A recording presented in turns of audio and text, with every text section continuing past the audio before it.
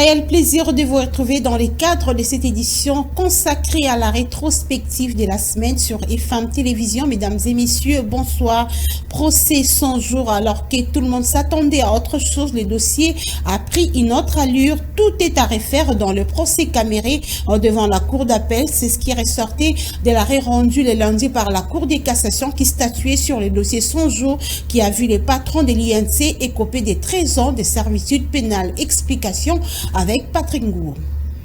Dans son arrêt rendu ce lundi, cette haute juridiction d'ordre judiciaire parle de la violation du Code de procédure pénale dans son article 104 par la Cour d'appel. Le péché de cette juridiction, c'est d'avoir évalué le dossier caméré alors qu'il n'était pas en état. Une autre disposition légale a été piétinée par la Cour d'appel. Le même arrêt rendu sur pourvoir en cassation de Vital Caméré, qui cite l'article 19 de la Constitution sur le droit de défense, explique que la juridiction d'appel a statué sur base d'une notification de date d'audience alors qu'elle aurait dû citer le prévenu. Conséquence, l'affaire est renvoyée devant la Cour d'appel pour être rejugée sur le fond. Une occasion en or pour que Vital Caméré, le patron de l'Union pour la nation congolaise, puisse faire valoir son innocence. Pour l'heure, Vital Caméré se trouve à l'étranger pour des soins depuis début janvier, après qu'il ait obtenu sa liberté provisoire, intervenue après plusieurs reports. Élection de gouverneurs et vice-gouverneurs, le Front commun pour le Congo, resté fidèle à Joseph Kabila, s'est dit non concerné et ne présentera aucun candidat. Annonce faite lundi par le président de la cellule de crise de cette plateforme politique, Raymond Tshibanda. Ruth Dinonzei.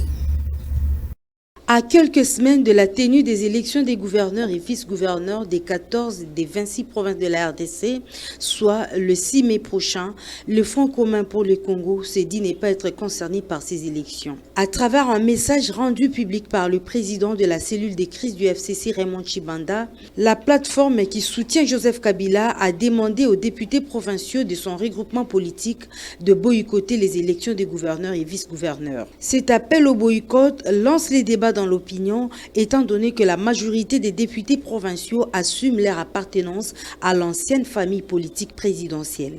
Et ce, depuis le basculement de la majorité parlementaire à l'Assemblée nationale en 2020 et la mise en place de l'Union sacrée de la nation. Nul n'est sans savoir que la majorité des élus provinciaux ont fait leur adhésion au sein de l'Union sacrée. Selon la raison poussée par le président de la cellule des crises, ces élections n'inspirent aucune confiance étant donné qu'elles sont supervisées par l'Union sacrée de la nation. Le FCC ne tergiverse pas, selon le président de la cellule des crises, Raymond Tshibanda. Voter pour l'un ou l'autre des candidats en lice, c'est cautionner la forfaiture opérée à coup de corruption, de menaces et d'intimidation qui ont permis les basculements en plein mandat de la majorité dans la plupart des assemblées provinciales et de l'échéance irrégulière de certains gouverneurs de province. Raymond Tshibanda a invité tous les députés provinciaux appartenant au FCC de ne pas participer à ces élections.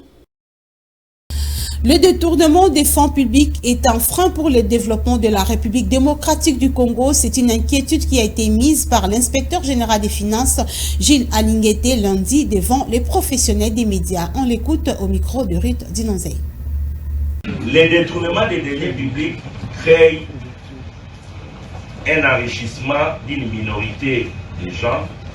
L'ancien Premier ministre Matata a parlé de 1 ou 2% au maximum de gens qui s'enrichissent au détriment de plus de 98% d'entre nous qui restent dans la misère. Et nous donnons l'impression à des générations qui arrivent que pour être riche, il faut aller dans la gestion publique. Or, ça ne doit pas être le cas. Quand on est gestionnaire public, on ne vient pas pour s'enrichir, on vient pour servir son pays. Et si nous continuons à laisser cette minorité de 2% ou 1% qui accèdent à la gestion publique, s'enrichir et donner l'impression à tout le monde que c'est là qu'on peut devenir un homme, nous sommes un pays qui va tout droit vers le mur. Voilà pourquoi nous relevons cela comme conséquence et ça détruit tout le monde.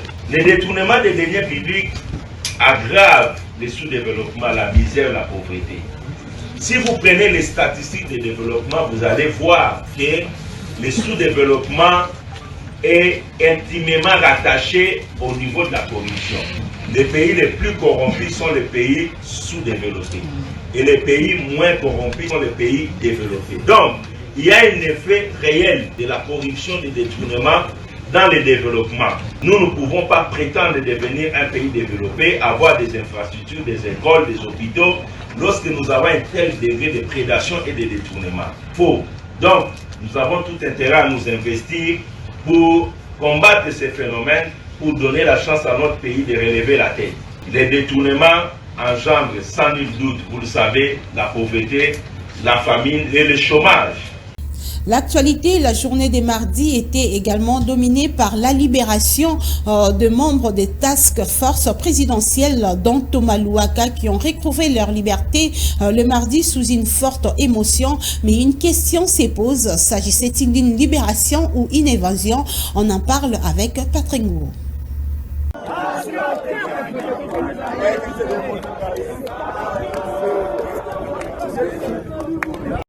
Cette scène de liesse est l'expression de la joie qui a habité les autorités sécuritaires, mais surtout la population régionale, de voir les membres de cette task force présidentielle très loin de l'emprise de la milice de la coopérative pour le développement au Congo, Codeco. Pour Thomas Lobanga, coordonnateur de la task force, cette libération est attribuée à la bravoure de l'armée. Nous étions dans le goulot d'étranglement. Il n'y avait plus d'issue pour nous. Vu les enchères qui étaient montées autour de nos personnes, nous constituons pour nos ravisseurs des trophées avec lesquels ils pouvaient faire des chantages autant qu'ils le voulaient et pendant des mois. Mais une coordination parfaite de nos forces armées avec les colonels qui étaient avec nous a conduit à défaire ce groupe qui ne réfléchit que le mal.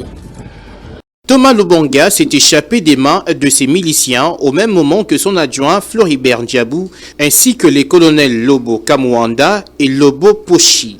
Seulement, l'incertitude plane sur un aspect. Alors que Thomas Lobanga parle d'une libération, l'armée évoque, elle, une attaque qu'elle aurait menée qui a poussé les rebelles à les lâcher, pendant que d'autres sources renseignent que c'est la Codeco qui les a libérés en bonne et due forme.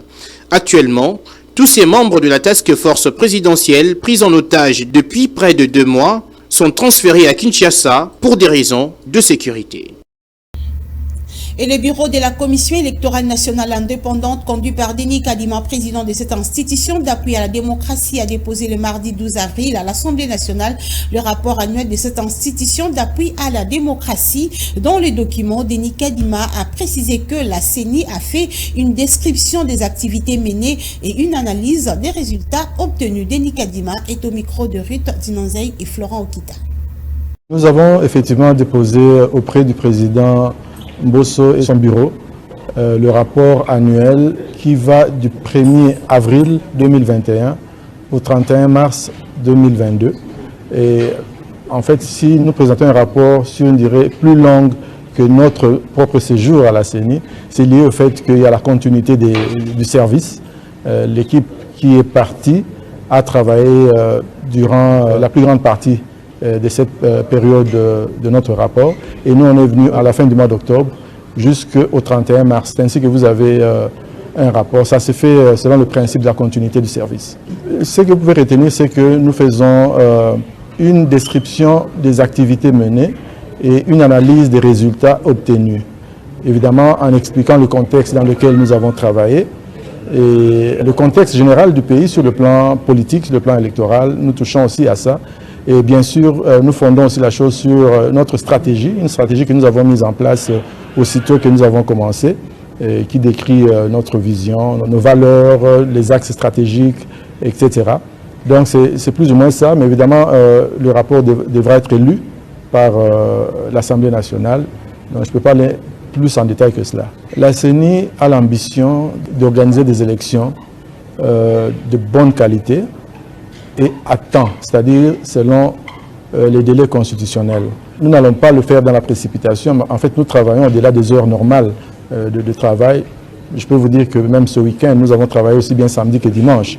Donc ce n'est pas la précipitation, mais c'est plutôt l'assiduité qui caractérise notre travail, en dépit du fait que nous avons été, cette CENI a été mise en place avec 28 mois de retard. Et alors nous travaillons d'arrache-pied pour que les élections aient lieu à temps et des élections crédibles. À la population, c'est ce que j'ai dit, je les encourage, j'encourage notre population à s'approprier ce processus électoral parce que la CENI, à elle seule, n'aurait même pas besoin d'organiser des élections. Nous voulons que notre population vienne participer à toutes les étapes du processus électoral. Bientôt, là, nous allons commencer l'inscription des électeurs. Il faudra... État des sièges à Nitouri, le Premier ministre Jean-Michel Sama Lukonde est arrivé le mercredi à Bunia pour s'imprégner de la situation et puis tirer des conclusions qui s'imposent. Il est arrivé également au Nord Kivu où il a fait le même travail. Esther Siamouni. C'est une délégation composée de 8 ministres nationaux et quelques députés nationaux élus de l'Ituri qui a accompagné le Premier ministre.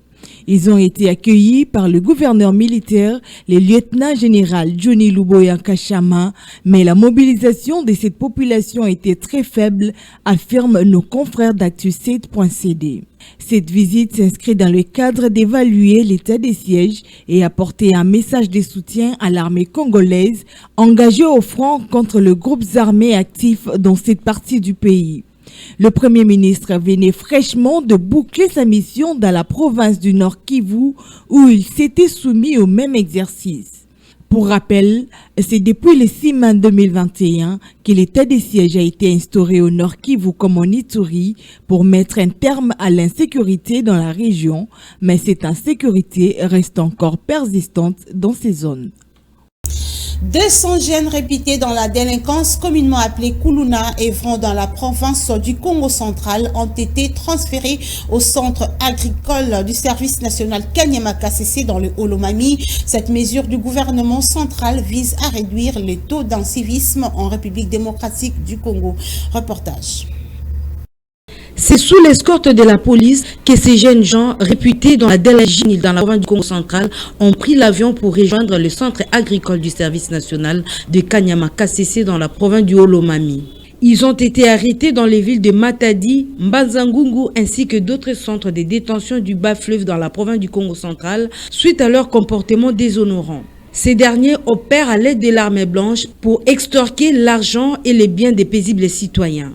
Sous la supervision du gouvernement de la province du Congo central, ces jeunes délinquants communément appelés Kuluna vont désormais évoluer dans l'apprentissage des métiers. Selon le ministre provincial de l'Intérieur du Congo central, le gouvernement est déterminé à mettre fin à la délinquance dans cette province à travers une opération d'arrestation de tous les criminels présumés.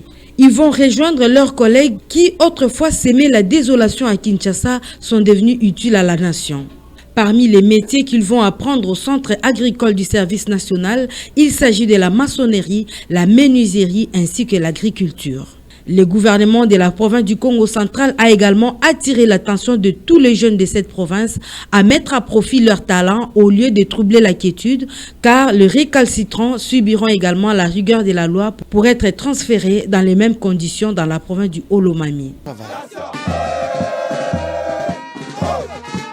Ça s'annonce très mal pour Espoir Forage, le club congolais qui a enregistré sa deuxième défaite consécutive face à la formation sud-soudanaise des Cobra Sport sur les scores de 108 à 82 en match de la deuxième journée de Football Africa League. Lionel Ngolo signe ce reportage.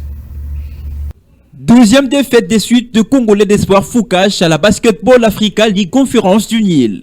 Ils se sont inclinés lourdement hier mercredi 13 avril au complexe sportif Hassan Mostafa du Caire à l'Égypte devant le Sud-Soudanais de Cobra Sport sur la marque de 108 à 82.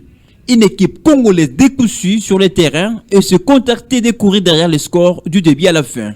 Foucache détient maintenant le record d'une pure défense fébrile qui a encaissé un chiffre à 3 dans ce tournoi cette saison.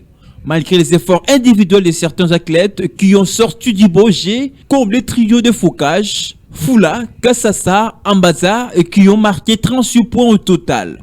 Nonobstant une véritable maladresse de réussite de l'équipe dans les derniers gestes de tir à 3 points. La tâche se complique de plus en plus pour les Quinois de Foucache parce qu'ils ont perdu leur deuxième match après celui de FAP à l'ouverture avec un écart de 17 points. Il s'est de rappeler que l'espoir Foucache de l'RDC n'a plus droit à l'erreur, soulever et garder ses chances de qualification à la phase finale de la Basket Africa League qui aura lieu à Kigali en mai prochain. L'espoir Foucache a été battu lors de la première sortie 60-77 par l'AF du Cameroun. Le club congolais jouera son troisième match déjà ce samedi. Consensus sur la tenue des élections prochaines, la SENCO soutient la problématique de la tenue des dialogues entre toutes les parties prenantes au processus électoral avant les élections présidentielles. Affirmation faite par le secrétaire général de la SENCO, Donatien Cholet, qui est au micro de Ruth Dinonzei. Notre préoccupation, c'est un minimum de consensus des forces vives du pays est nécessaire pour les élections apaisées, crédibles. C'est dans ce sens-là que nous sommes délégués par notre hiérarchie pour faire le tour de certains acteurs politiques qui peuvent contribuer à favoriser ce minimum de consensus.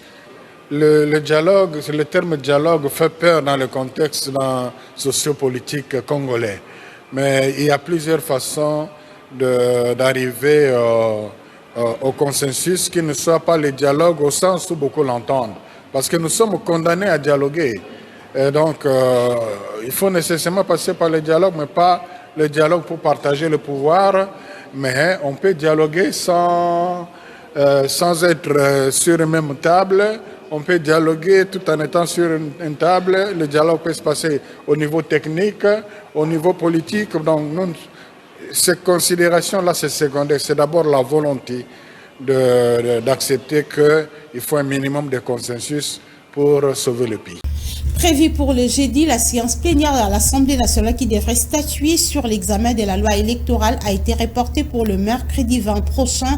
À en croire les présidents de cette chambre, la matière étant sensible, toutes les parties prenantes au processus devraient normalement prendre part à cette plénière. Plus de précisions dans ce reportage. Les débats sur la révision de la loi électorale a été reporté au mercredi prochain par les présidents de l'Assemblée nationale, Christophe Mbosso-Nkodia, suite à l'absence de l'opposition parlementaire, notamment le Front commun pour le Congo à la plénière. Malgré les bruits des uns et des autres, Christophe Mbosso n'avait pas d'autre choix que d'agir avec sagesse, car il s'agit d'une matière sensible qui anime toute la nation. Votre bureau vous propose que ce débat soit reporté à mercredi pour des raisons suivantes. Deux essentiellement. Nous sommes tous des acteurs politiques. Même ceux qui sont sortis, il faut leur donner un temps de revenir. Il faut qu'ils reviennent. Nous n'avons rien inventé. C'est une initiative des collègues que nous soumettons à l'ensemble des honorables députés. Comme ça concerne notre avenir à tous, l'avenir de notre pays, il est bon que nous soyons animés de minimum de patience et de donner le temps aux collègues qui se sont fâchés de revenir à la raison. Le speaker de la Chambre basse du Parlement a donné une autre raison, c'est que plusieurs propositions et amendements de la loi électorale ont été déposés au bureau de la Chambre basse du Parlement, ce qui rend abondante la matière à examiner. Pour permettre aux différents groupements politiques de se mettre d'accord sur l'option à lever, il leur a accordé un temps pour se concerter. Rappelons que les députés nationaux du Front commun pour le Congo ont boycotté la séance plénière de ce jeudi en accusant l'Assemblée nationale d'être une caisse de résonance du président de la République et de son gouvernement. Et bien avant ces reports annoncés par les présidents de la Chambre basse du Parlement, les députés révolutionnaires du FCC ont été invités à voter la nouvelle loi électorale pour permettre l'accélération du processus électoral, a dit le président de cette dynamique révolutionnaire du FCC. Plus de précisions à suivre dans ce reportage.